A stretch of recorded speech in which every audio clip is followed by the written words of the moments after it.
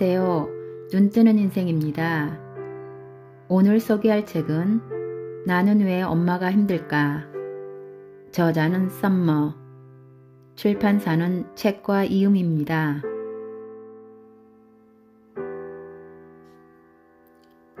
우연히 인터넷에서 자기애성 인격장애 부모에 관한 내용을 발견했다. 나르시시스트가 뭐지? 순수하게 지적인 호기심에서 구글과 유튜브로 관련 자료를 찾아보기 시작했다. 그리고 그 결과는 내게 큰 충격을 주었다.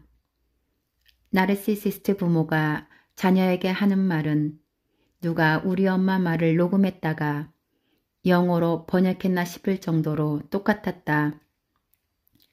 수많은 심리 상담사와 심리학자들의 연구에 따르면 우리 엄마는 나르시시스트의 전형이었고 엄마와 나의 관계 또한 매우 전형적인 나르시시스트 엄마와 딸의 모습이었다.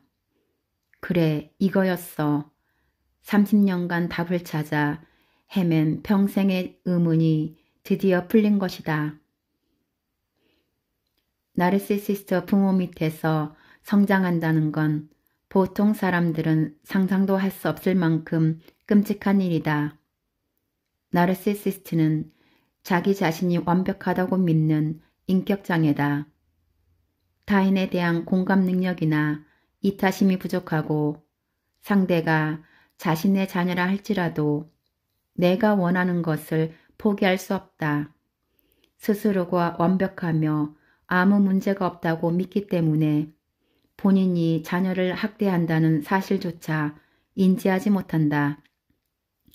나르시시스트 엄마는 딸에게 비판적이며 무시하거나 거리를 둔다. 하지만 아이에게 엄마란 매우 절대적인 존재다. 아이가 태어나서 처음 맺는 그리고 가장 친밀해야 할 관계의 대상이 바로 엄마이지 않은가. 딸이 아무리 노력해도 나르시시스트 엄마와의 관계는 결코 회복되지 않는다. 그리고 딸은 모든 문제의 원인이 자신에게 있다고 생각하게 된다. 엄마의 신랄한 비난, 제어되지 않는 감정, 싸늘한 눈초리의 원인은 결국 하나로 귀결된다. 내가 나쁜 아이니까, 혹은 나는 사랑받을 수 없는 아이니까. 나르시시스트 엄마의 딸은 스스로에게 어떤 문제가 있다고 생각한다. 자존감이 매우 낮고 자기 확신이 매우 부족하다. 객관적으로 사회에서 성공을 했든 실패를 했든 상관없이 불안하고 항상 부족하다는 기분이 든다. 끊임없이 자기 개발서를 읽고 심리 상담을 받고 동기부여 강연을 듣고 매일 아침 긍정 확언을 하고 매일 밤 감사 일기를 써도 왠지 모르는 결핍이 채워지지 않는다. 나 역시 아무리 노력해도 내가 괜찮은 사람, 좋은 사람, 사랑받을 수 있는 사람이라는 확신이 들지 않았다. 자신에게 너무나도 신랄하고 엄격한 잣대를 들이댔다. 언제나 나의 부족한 면만 보였고 나보다 조금이라도 나은 사람을 보면 그 사람을 따라잡겠다며 뱁새가 황새를 쫓듯 가랑이가 찢어지는 줄도 모르고 뛰었다. 살을 더 빼고 영어를 더 잘하고 더 좋은 대학에 들어가고 더 좋은 직장을 가지고 더 성숙한 인격과 신앙을 가져야만 괜찮은 사람이 될 것 같았다. 왜 엄마와 대화를 하다 보면 항상 기분이 나쁠까? 나는 왜 계속 이상한 사람들만 만날까? 나는 왜 이렇게 성격이 모나고 수더분하지 못할까? 딸이 자신의 내면을 아무리 성찰해봤자 문제는 영원히 해결될 수 없다. 문제의 원인은 딸이 아니라 엄마에게 있기 때문이다. 자기애성 인격장애는 자신에 대한 애정이 과도한 인격장애다. 이 책에서는 나르시시스트라고 줄여서 부르겠다. 한 연구에 따르면 전체 인구의 6% 이상이 여기에 해당된다고 한다. 나와 여러분은 전문의가 아니므로 우리의 엄마를 진단할 수 없다. 하지만 우리는 경험했던 엄마를 객관적으로 바라볼 수 있는 체크리스트만으로도 문제 확인은 가능하다. 다음 문항을 읽고 예라는 대답이 몇 개나 되는지 세어보자. 10가지가 있다. 나는 엄마의 딸이 아니라 배우자 혹은 부모 같다는 기분이 든다. 엄마와 거리를 두려고 할 때마다 죄책감이 느껴진다. 사랑은 거저 받는 것이 아니라 사랑을 받을 만한 사람이 되기 위해 노력해야 한다고 믿는다. 엄마는 늘 내게 빚쟁이처럼 요구한다. 무언가를 결정하기 위해서는 끊임없이 엄마 또는 다른 사람에게 승낙이나 확인을 받아야 한다.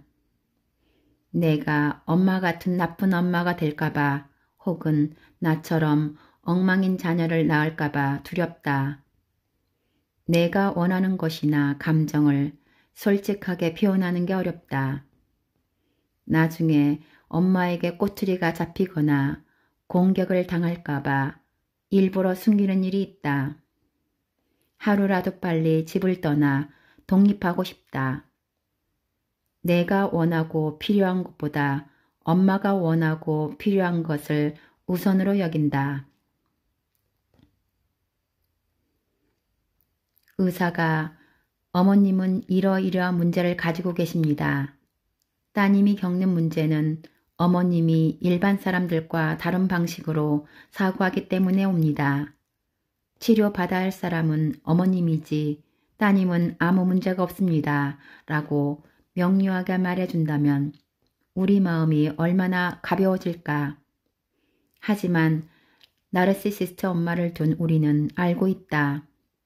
엄마는 절대 병원이나 상담센터에 갈 사람이 아니라는 걸. 나르시시스트는 자신이 완벽하다고 믿는 인격장애이기 때문에 스스로 문제가 있다고 느껴 전문의를 찾아갈 리가 없다. 여러분이 병원이나 심리상담센터를 방문하고자 제안하면 우리 집에서 치료를 받아야 할 사람은 너니까 너나 가서 실컷 상담받아라 라는 대꾸가 돌아올 것이다. 엄마에게 전문의를 찾아가 상담해보자고 설득할 필요는 없다. 우리가 지금 해야 할 일은 엄마의 병명을 찾아 진단하는 게 아니다. 물론 학대자들은 전문가를 찾아가 진단을 받고 도움을 받고 변화할 필요가 있다. 하지만 문제는 이들이 결코 자신의 문제를 인정하지 않을 뿐더러 다른 사람의 도움을 받으려 하지도 않는다는 사실이다. 학대자들이 자신의 문제를 외면한 대가는 피해자들에게 고스란히 돌아간다. 엄마가 아니라 나를 도와줄 수 있는 의사나 심리 상담사를 만나 과거의 상처를 돌봐주자. 엄마가 나를 어떻게 조종했고 통제했는지 공부하자. 이제부터는 더는 엄마가 나를 휘두르지 못하게 나 자신을 보호하자. 학대자의 부정적인 메시지가 내 삶에 어떤 영향을 주었는지 살펴보자. 그리고 내가 왜 학대자를 떠나지 못하고 주위를 맴돌고 있는지 돌아보자. 엄마를 바꾸고 설득하겠다는 에너지를 이제부터 나를 돌보고 보살펴주는 데 사용하자. 당신은 이미 많은 에너지를 쏟았고 충분히 노력했다. 이제는 진짜 나의 가치를 찾고 내가 얼마나 대단하고 소중하고 사랑받을 만한 사람인지 알아보자. 엄마가 주입해준 가치관을 따르는 대신 나만의 세상을 보는 힘을 길러보자. 당신만의 새로운 인생을 살아보자.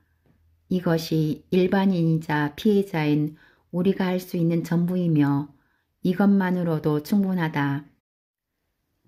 자기애를 뜻하는 나르시시즘은 그리스 로마 신화에 등장하는 나르키소스라는 인물에서 유래했다.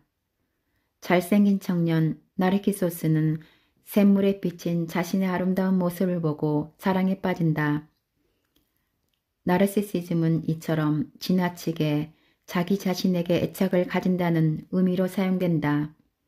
하지만 나르시시스트가 단순히 자신을 너무나도 사랑하는 허영심 많은 미성숙한 존재라고 오해해서는 안 된다. 나르시시스트는 겉으로 봤을 때 매우 자신감 넘치며 매력적인 존재다. 반면 그들의 내면은 자기 혐오, 불안, 자신에 대한 의구심으로 가득 차 있다. 그리고 이를 외면하기 위해 끊임없이 외부의 인정이나 찬사, 관심을 추구한다. 나르시시스트 엄마는 자신이 중요하고 완벽한 존재라고 여긴다. 딸의 안정감이나 행복이 아니라 엄마 자신의 욕구, 자존감, 자아, 유한이 가장 우선이다. 나르시시스트 엄마의 딸은 사랑을 받기는커녕 자존감과 내면의 가치도 제대로 형성하지 못한다. 우리는 모두 자기애라는 스펙트럼 선상에 서 있다. 사실 모든 사람은 자기 자신을 가장 소중하게 여기며 부정적인 것은 남에게 전가하고 싶어 한다. 다만 여기에 정도의 차이가 있다. 건강한 자기애란 건강한 자기애를 가진 사람은 자신을 사랑하고 멋지다고 말할 수 있으며 다른 사람을 존중할 수 있다. 자기 중심적인 사람이란 인격 장애까지는 아니겠지만 매우 자기 중심적인 생각과 판단을 한다. 타인에게 해를 가하지 않지만 자신밖에 모르는 어린아이처럼 미성숙하다. 타인의 관심을 받고 싶어하고 허영심이 있다. 나르시시스트란 전문의에게 자기 애성 인격장애 진단을 받을 수 있는 수준이다. 공감 능력이 결여되어 있으며 아주 조건적인 사랑만 가능하다. 자신이 남보다 뛰어나고 특별 대우를 받아야 한다고 생각한다. 자신의 감정을 현실로 인지하며 모든 것을 흑백 논리로 구분한다. 매우 극적이고 감정적으로 행동한다. 악성 나르시시스트란 조건적인 사랑조차 불가능한 나르시시스트는 악성 나르시시스트로 불린다. 나르시시즘의 반사회성 인격장애, 편집성 인격장애, 과학적 성격장애가 더해진 가상의 신드롬이다. 악성 나르시시스트는 사이코패스와 차이점을 찾기 어려울 만큼 타인에게 큰 고통과 방어감을 준다. 타인에게 상처를 주면서 자신의 영향력을 확인하기 때문에 다른 사람을 괴롭히는 것을 즐거워한다. 나르시시스트라는 진단은 오직 전문의에게서만 받을 수 있다. 나르시시스트의 특징 몇 가지를 가지고 있다고 해서 주변 인물을 나르시시스트라고 단정할 수는 없다. 그러나 어떤 이들은 인격장애 진단을 받지는 못해도 그 경계에 있어서 주변 사람에게 상처를 줄 수 있다. 이 책에서는 딸에게 파괴적인 행동을 하는 엄마를 나르시시스트 엄마라고 부르겠다. 꼭 자기애성 인격장애를 앓는 사람만 이기적이고 자기중심적이며 끊임없이 받기를 바라고 스스로를 추켜 세우는 건 아니다. 자기애성 인격장애 말고도 경계선 인격장애, 반사회성 인격장애의 진단 기준에 부합하는 사람들과 알코올, 마약 중독자 역시 병적인 자기애를 가지고 있다. 이들은 서로 다른 인격장애나 문제를 가졌지만 나르시시스트의 핵심적인 성격, 생각, 사람을 대하는 방식을 공유한다. 아주 착취적인 인간관계를 맺는 까닭에 자신이 받은 것에서 극히 일부만 상대에게 돌려준다. 자신에게 보상이 따를 때만 혹은 행동을 통해 스스로 가치 있다고 느껴지거나 중요한 사람이라고 여겨지거나 감사를 받는다고 판단될 때만 다른 사람에게 공감하고 반응한다. 병적인 자기애를 가진 사람들은 내면 깊숙이 수치심과 외로움, 공허함과 같은 부정적 감정을 가지고 있으며 남에게 비난을 전가한다. 치료를 받는다 하더라도 효과를 기대하기 어렵다. 단 알코올이나 마약 중독자의 경우 중독된 약물을 끊는다면 원래의 성격이 드러날 수 있다. 여러분의 엄마가 나르시시스트였다는 사실을 깨달으면 아하 하고 속이 후련해질 것이다. 평생 짊어왔던 문제의 근원 원인이 드디어 밝혀진다. 그래, 이거였어. 모든 문제는 바로 엄마가 인격장애가 있어서야. 나와 생각하는 방식이 달라서 생긴 갈등이었어. 내가 부족하거나 이기적이어서 생긴 문제가 아니야. 하지만 이런 깨달음은 치유 여정의 시작일 뿐이다. 우리는 나르시시스트 엄마가 어떻게 딸들을 혼란스럽게 만들어 진실을 감추고 상처를 주었는지 알아보아야 한다. 그러려면 먼저 나르시시스트 엄마가 딸을 어떻게 대하는지 살펴볼 필요가 있다. 나르시시스트는 다른 사람들에게 내가 얼마나 성공한 사람인지, 내가 얼마나 똑똑한지, 내가 얼마나 인기가 많고 유머스러운지 알려주고 싶어 한다. 이런 욕구 탓에 자녀는 엄마의 완벽함과 우월감을 증명할 수 있는 도구나 액세서리가 된다. 마치 상장이나 상패처럼. 만약 자녀가 실수하거나 잘못을 하면 엄마의 부족함을 드러내는 꼴이다. 그래서 나르시시스트 엄마는 자녀의 일거수일투족을 철저히 통제하려 든다. 이런 옷을 입어라, 이런 취미를 가져라, 이런 헤어스타일을 해라, 이런 직업을 가져라, 이런 남자를 만나라 등. 이건 관심과는 다르다. 오로지 다른 사람들이 자식을 통해 나를 어떻게 바라볼까 염려한 결과일 뿐. 자녀의 행복이나 정서적 만족은 고려 대상이 아니다.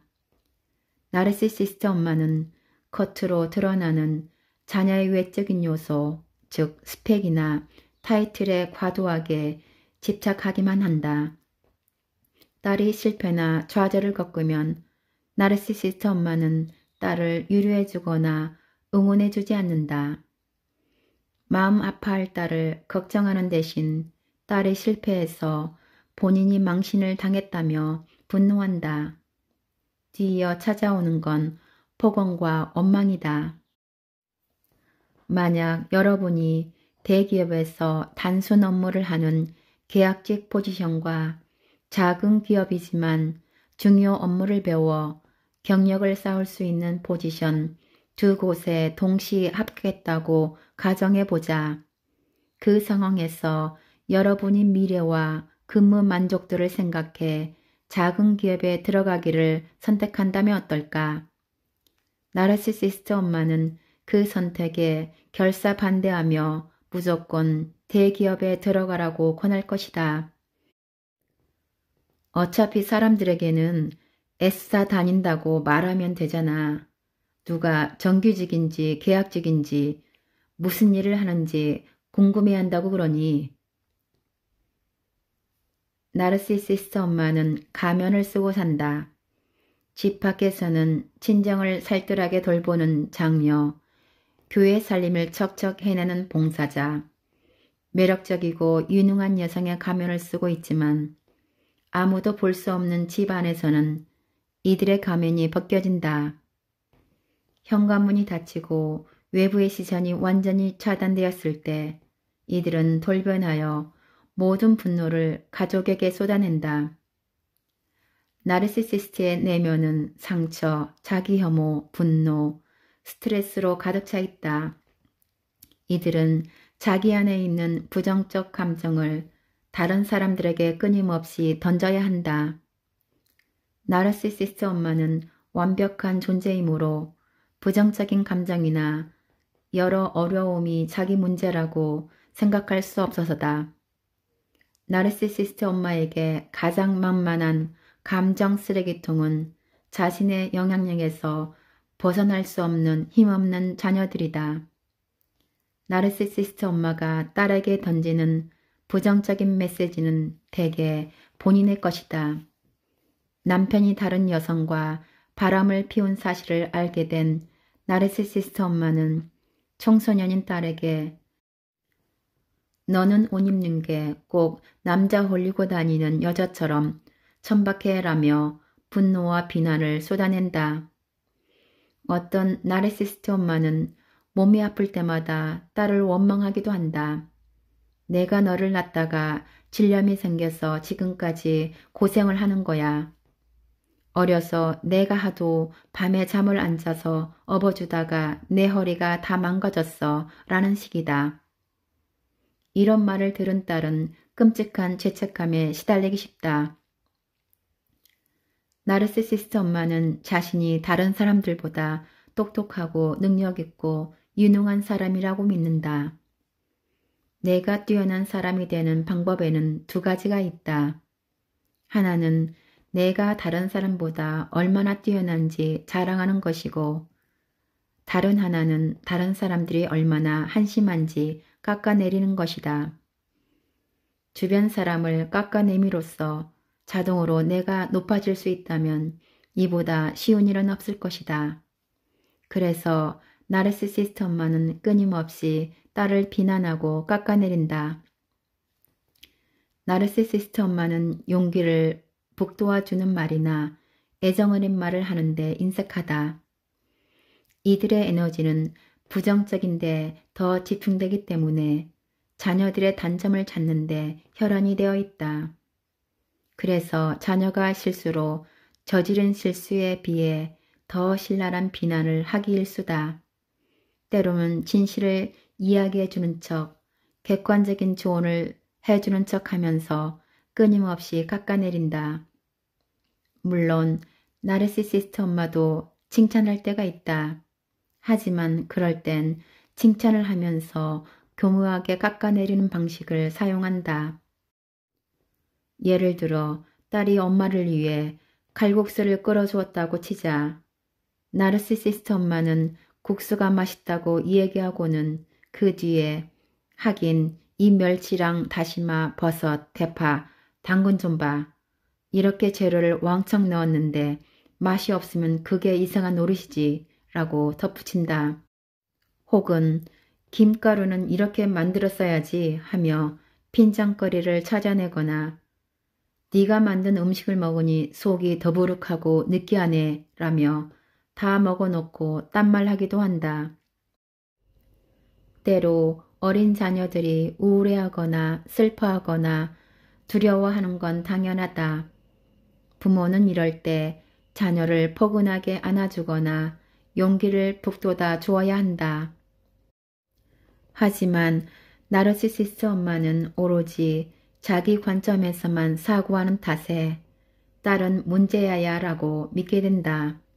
실제로 어떤 일이 있었고 왜 그런 감정을 느끼는지는 알아보려 하지 않고 무조건 화부터 낸다. 네가 또 문제를 만드는구나. 여러분이 회사에서 부당한 요구를 받거나 인격 모독을 당했다고 해도 나르시시스트 엄마는 나에게 빠졌다. 이 약물고 버텨라. 다 너가 처신을 잘못해서이지 라고 이야기할 것이다. 부당하거나 억울한 일을 당해도 엄마가 자신의 감정을 공감해 준 적이 없기에 딸은 사회적으로 굉장히 움츠러들어 있는 상태다. 그래서 누군가 자신을 학대하거나 이용해도 내 목소리를 강하게 내야 할 때도 번번이 침묵하고 참게 된다.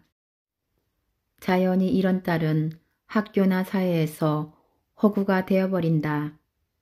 아무리 부당한 일을 당해도 누군가에게 이야기해서 도움을 얻기보다 그저 참고 인내하기만 한다. 누구도 나에게 공감해 주거나 도움을 주지 않는다는 사실을 아주 어려서부터 배웠기 때문이다. 할 수 있는 일이란 그저 참는 것뿐이니까. 나르시시스트 엄마는 자녀들이 어렸을 때는 무시하기 일수다. 어린 자녀들은 끊임없이 다른 사람들의 정서적 지지와 관심, 돌봄이 필요하다. 그래서 나르시시스트에게 어린 자녀들이란 매우 귀찮은 존재다. 아예 없는 사람 취급을 당하거나 경멸스러운 눈초리, 분노와 짜증, 신체적이거나 성적인 학대까지 받아내는 감정 쓰레기통 역할만 수행할 뿐이다. 하지만 자녀가 성인이 되어 자립 능력이 생기면 부모의 태도는 180도 달라진다. 함께 여행을 가자, 봄 재킷을 사달라, 영화를 보러 가자는 등 자신의 정서적 필요를 채워달라고 계속해서 요구한다. 보통의 건강한 부모는 다르다. 자녀가 어렸을 때는 충분한 교감을 하지만 시간이 지나 아이가 성인이 되면 독립시킨다. 나르시시스트 엄마는 이와 반대다. 자녀가 경제력이 생기고 결혼을 하는 시기가 되면 이제까지의 태도를 바꾸어 나에게 관심을 달라고 요구한다.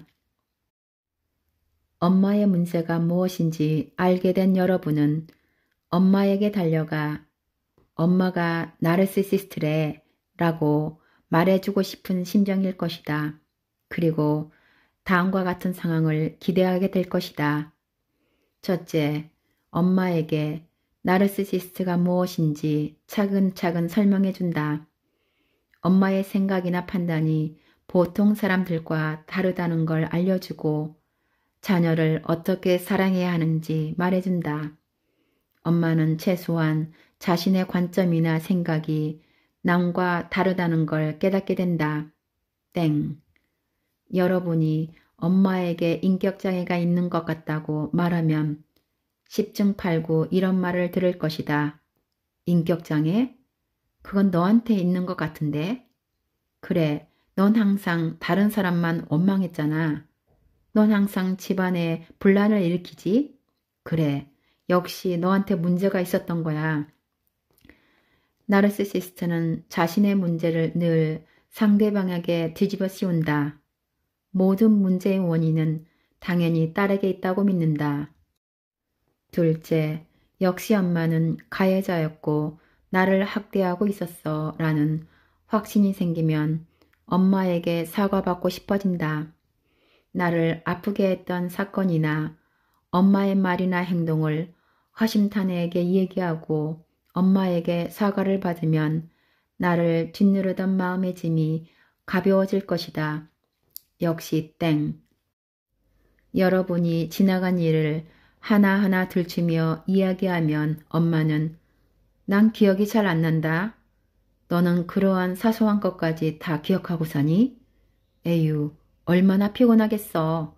라고 발뺌하며 여러분을 예민하고 속 좁고 철없는 사람 취급할 것이다.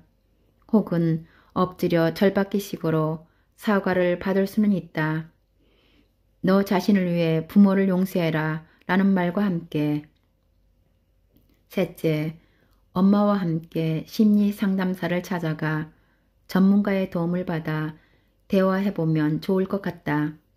전문가가 엄마에게 어떤 문제가 있는지 짚어주고 관계를 회복하는 데 도움을 줄 것이다. 이것도 땡. 여러분이 함께 상담하러 가자고 말하면 여러분 엄마는 당연히 거절할 것이다. 본인에게는 아무 문제가 없다고 생각하기 때문이다. 혹은 좋은 생각이라며 함께 나설 수도 있다. 여러분을 다시 고분고분한 예전의 착한 딸로 되돌리기 위해서 말이다. 엄마는 의사나 상담사 앞에서 천연덕스럽게 연기하며 우리 딸에게 문제가 있다고 뒤집어 씌울 것이다. 결국 여러분이 어떤 노력을 하든 결과는 실망으로 돌아올 것이다.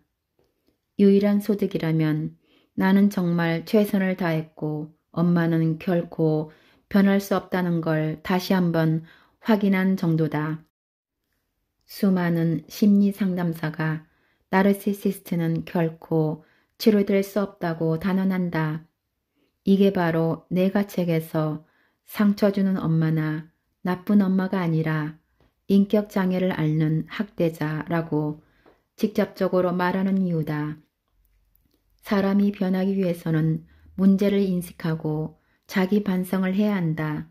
하지만 나르시시스트 엄마는 잘못을 모두 남의 탓으로 돌리는 방식으로 자신을 방어한다. 이들의 사고방식은 우리와는 전혀 다르다.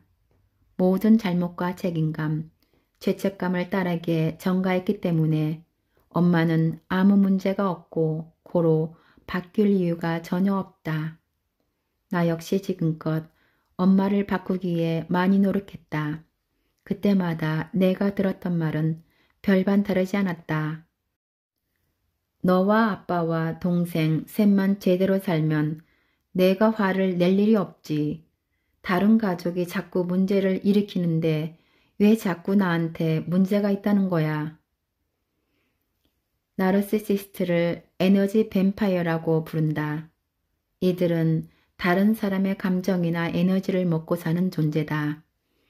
여러분은 알게 모르게 나르시시스트 엄마에게 지금까지 많은 에너지를 공급해왔다. 이제부터 이 모든 상황을 멈춰보자. 여러분이 가지고 있는 모든 자원을 이제부터 자기 자신을 위해 사용해보자. 엄마와의 관계에 선을 긋고 더는 여러분의 감정을 낭비하지 않는 것만으로도 큰 도움이 될 것이다. 이제부터 여러분은 자신이 가진 모든 자원을 자신을 돌아보고 치유하고 위로하는 데 사용해야 한다. 빠른 회복을 위해서는 우선 엄마로부터 최대한 정서적으로 그리고 물리적으로 분리되어야 한다. 여러분의 친구가 남편에게 학대를 당했다고 치자. 그래도 그 친구에게 남편이니까 참고 살라고 말할 수 있겠는가? 혹시 여러분 가운데 누군가는 그래, 넌 이제 엄마와 연락할 필요가 없어. 너가 돌봐드릴 필요가 없어 라고 허락해 주기를 바랄 수도 있다. 하지만 더 이상 여러분 인생에 누군가의 허락은 필요가 없다. 스스로 결정하면 된다. 스스로 원하는 수준의 관계를 유지해라.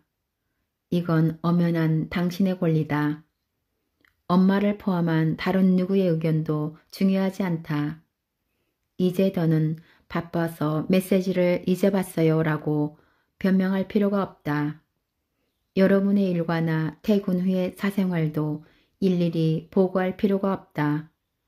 엄마로부터 정서적으로 분리되고 더 이상 엄마에게 휘둘리지 말자.